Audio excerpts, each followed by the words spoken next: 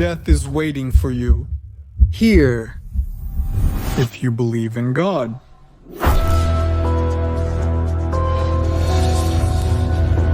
The residents of Dovgonosy village still remember with awe and respect the times when their neighbor was Volodymyr Nikityuk. From a young age, the man stood out against others, although not in a positive sense. He was aggressive, would instantly get angry if something didn't go the way he wanted.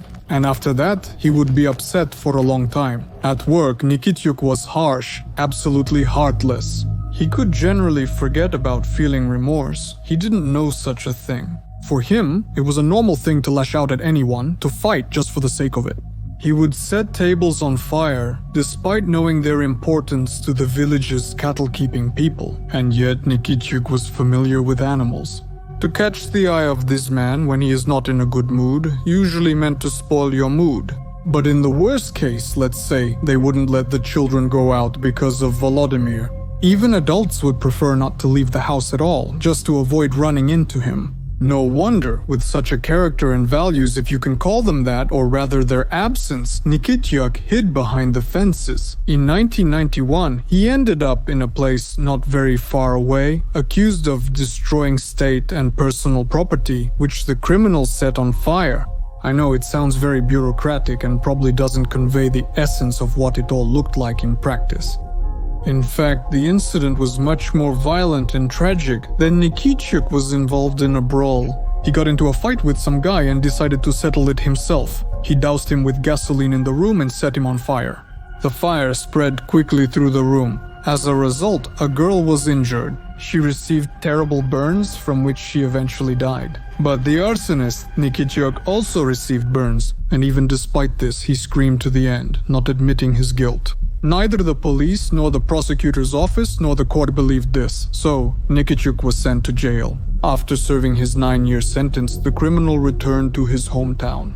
Then in Dovgonosy, they forgot about peace and safety again. Nikityuk absolutely did not change. He was taken in the worst case. It became apparently even worse. The villagers said that he behaves like a mentally ill person. Once the old woman asked the criminal to help her bring water. He came back with a bucket. Was it really not water in it? Acid? No. I understand that this may not sound very plausible. The situation where Nikityuk is holding acid in his hand does not look real. But still, such scary moments do not disappear in reality. Locals speculated that a sudden death could simply happen on the street by tripping over a goat or, for example, a chicken, falling on it and just spending the night on the spot. And once he surrounded the only honey point in the whole village, then threw all the honey into the river, not even for himself or for someone else's sale or something, just threw it away. In brief, the time he spent in prison did not benefit him. In conclusion, Mr. Nikityuk is back on the criminal stage, which is really hard now. He was arrested in 2001. This time the reason was not theft or robbery, but murder.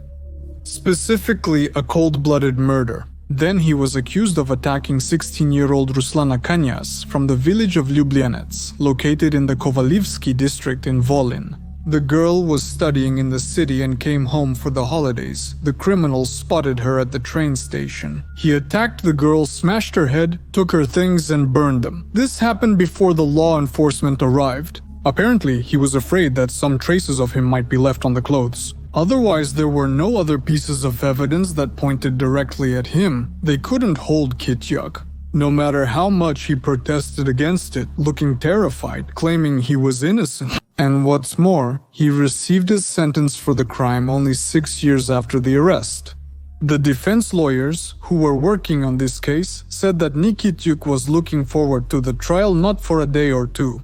He submitted questionable evidence, criticized the prosecutor, or complained his rights were violated. In other words, he knew how to find a reason. He's been making excuses for years, and he was sentenced to 15 years back in 2008. Volyn has finally calmed down. Some have been sent to rebuild the damage in Kirovograd region. Then they forgot about the beast in Volyn. They forgot for 3 years. But in the early days of May 2016, the village of Pantaivka in the Kirovograd region was startled by a shock. The locals were scared and agitated. A child disappeared. On May 1st, which was a holiday, 15-year-old Sofia Buk went to a disco with her friends. The last time she was seen was near the local store at 10 in the evening. There, Sofia said goodbye to her friends and headed straight to her house.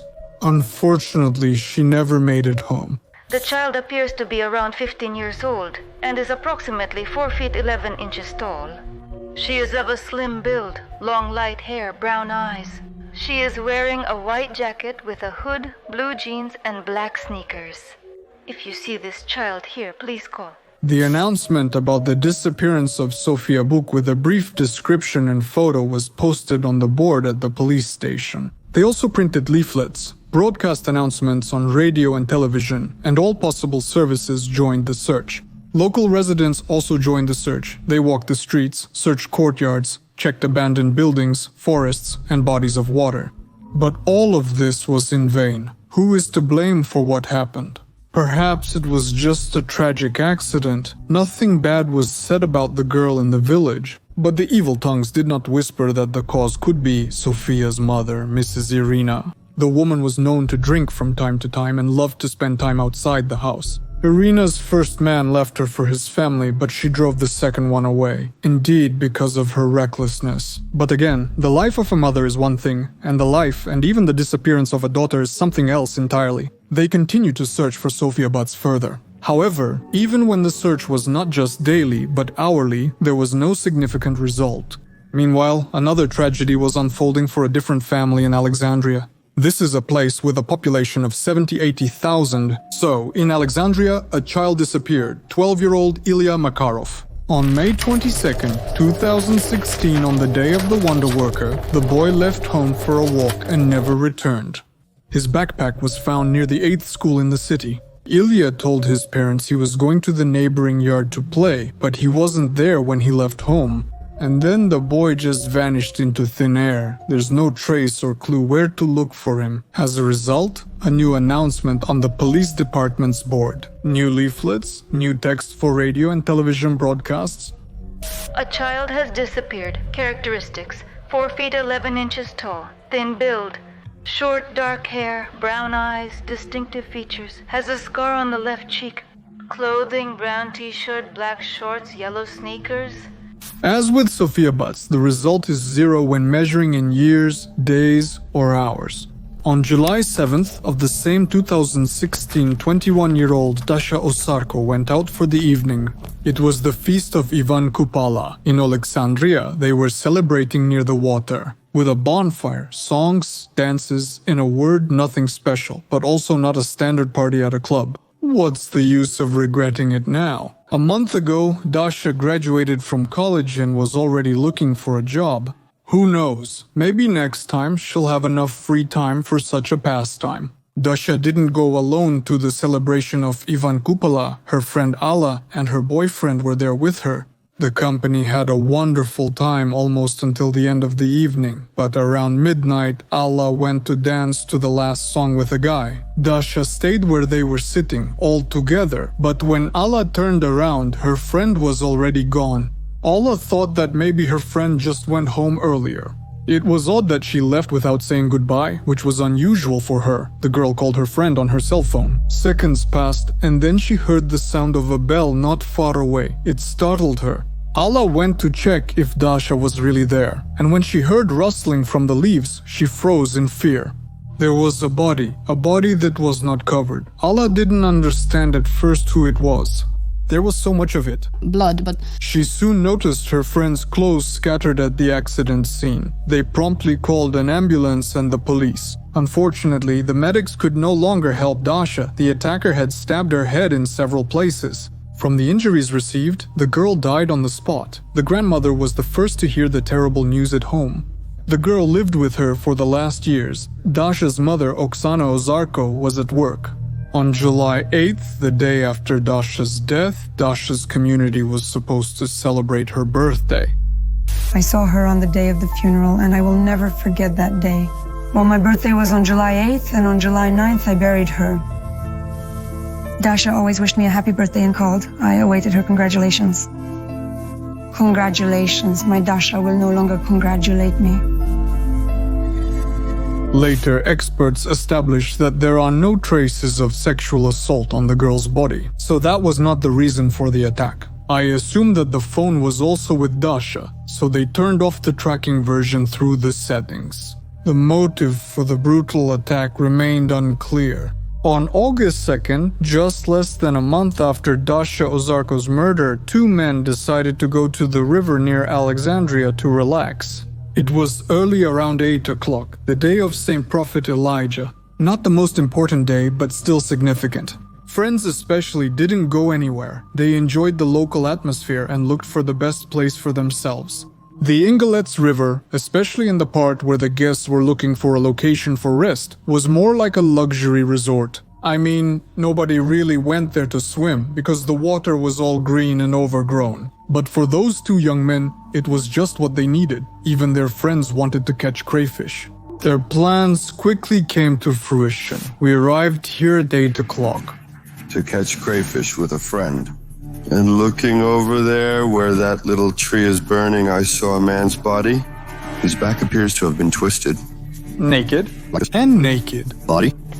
The body in question, as Alexander Danilets says, is 13-year-old Stas Boyko. The boy just went for a walk and disappeared. When they found him, there was no suitable clothing on him or on the shore. The child had several skull fractures, and there were signs of strangulation on his neck. The forensic expert said that when Stas was thrown into the water, he was still alive, but severely beaten. Cranial brain trauma, brain damage, skull fractures, bruises on the neck. I can't imagine who could have beaten my boy, and most importantly, why. For a penny rat? But he didn't have any expensive things. The investigation has begun. As you understand, the situation in Alexandria and its surroundings was, to put it mildly, tense. From the beginning of May to the beginning of September, 3 children and a young girl disappeared or were killed there. The police did not rush with comments or to shed some light on what is happening. Law enforcement representatives persistently demanded the investigation remain secret. Like, they wouldn't even disclose the smallest details. Because it could jeopardize the case and only delay the day when the culprit or culprits or the female culprit will be handcuffed. Maybe that was the case, or maybe the defense attorneys just didn't have any valid arguments. To say it was just nothing would also be wrong. The only thing that actually linked all these incidents was the date. Remember, each victim's life was taken away in a brutal manner. And not just any holiday, but a holiday associated with pagan or Christian beliefs. Sofia book disappeared on May 1st, a major holiday.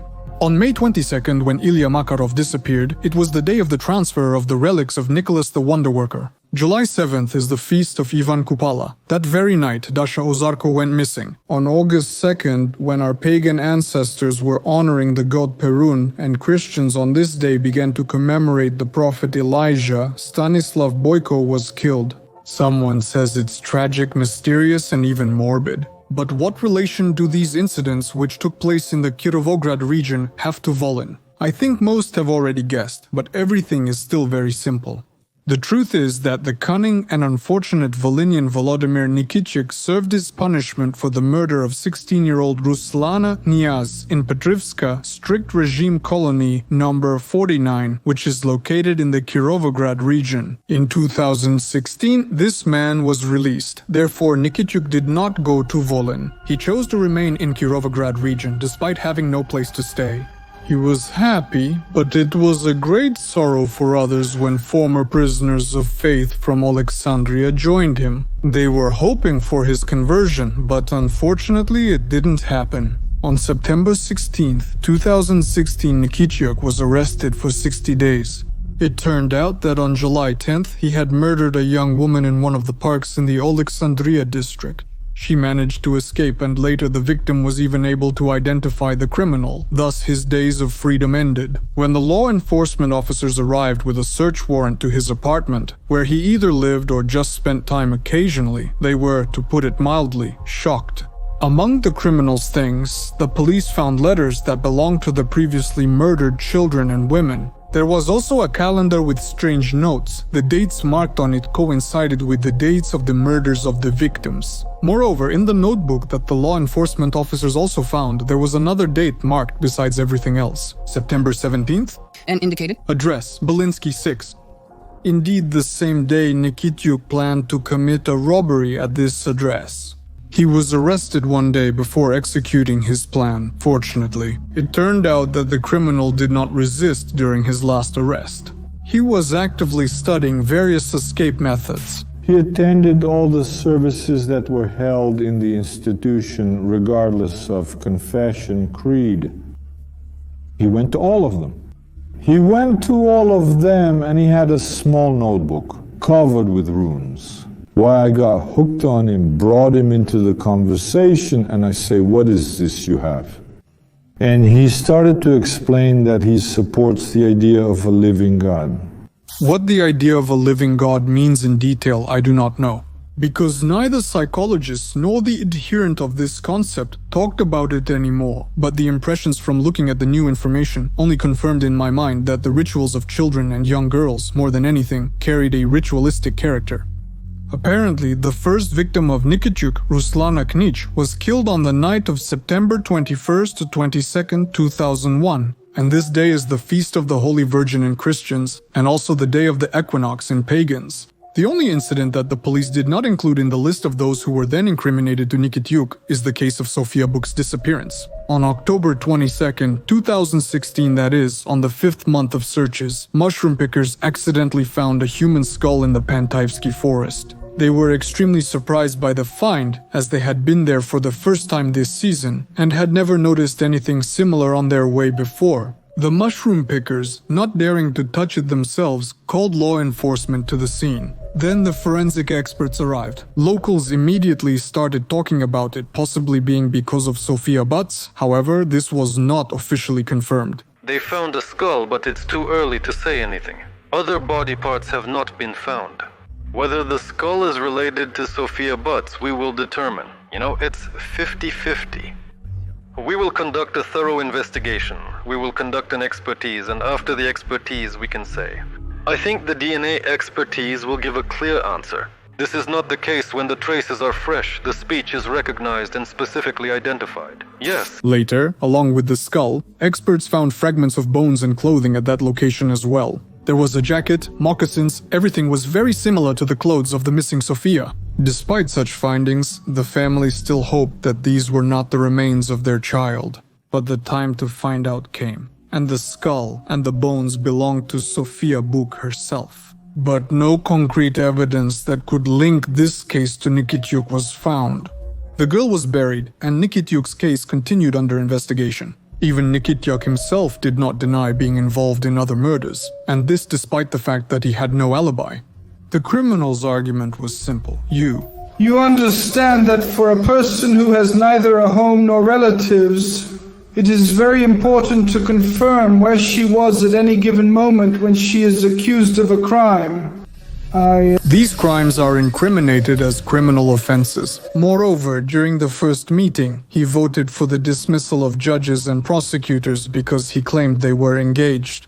And this was just the beginning of the delay of the court process. The thing is, over the past 25 years spent in prison, Nikityuk has learned well, as far as his mental abilities allowed, how the justice system works. Also at the hearings, after which he was supposed to be sent for parole, on a positive term, the offender decided to escape to the fullest. For example, the first hearing lasted almost 7 hours. And all because, as I already mentioned, Nikityuk was trying to delay the prosecutors and judges respond to his over 100 complaints about the work of investigators and appointed prosecutors. But there's more. During the second hearing, Nikityuk put on a real show. The man was dressed in a warm jacket and a knitted hat. The criminal pulled the hat over his eyes so much that it almost completely covered them. And in such a look, he ran around the cell where he was placed for the duration of the hearing, then suddenly stopped, as if contemplating something. He forbade journalists to photograph him, but when it came to comments from his side, Nikityuk often appealed to the media. When someone else spoke, he did not hesitate to interrupt, make remarks, or ask for clarification. It seemed that he had been preparing for these meetings all his life. And when they started talking about the candidacy of the judges, Nikityuk particularly scrupulously approached their selection. He asked almost every candidate, especially his maturity impressed him. Since no one called themselves a follower of Nikityuk's idea about a living god, it's not surprising that the criminal practically made excuses for everyone in the dock. The victims were chosen at random. They considered this nothing more than a nuisance. He doesn't just want to sit there. He knows he's poor, unfortunate, and then what about us? Let's say 13 years of my son, I raised him day by day, so to speak. Just some man who came, took him away. He doesn't want to sit, and no one will return my child to me. Stas has plastic under his nails. He was detained in this condition. What's important, the unraveling of this story is being ignored by the media. There's no doubt either about Nikityuk receiving his and being imprisoned, or about him being released.